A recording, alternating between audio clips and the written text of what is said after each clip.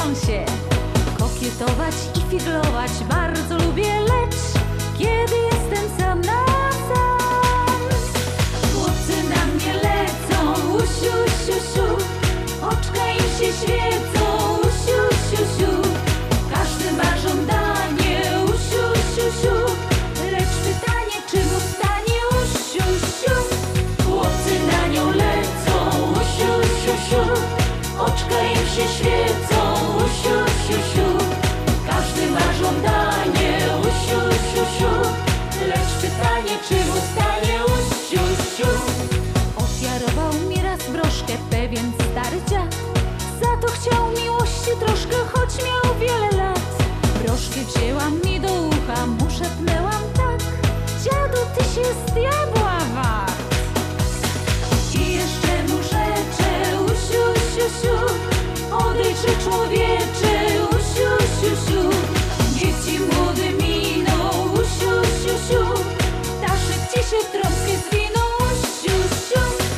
I jeszcze mu rzeczę, usiu, siu, siu, odejdźże człowiecze, usiu, siu, siu. Niech ci młody miną, usiu, siu, siu, Daszek ci się w trąbkę zwinął, usiu, siu. Ma Harinka chłopca swego, którego kocha i któremu swoje siusiu zawsze chętnie da.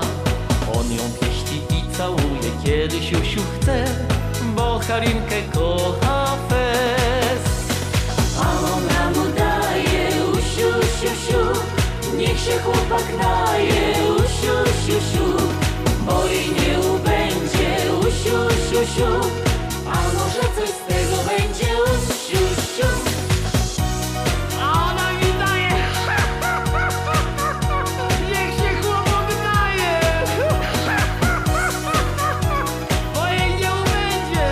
A może coś z tego będzie, usiu, siu.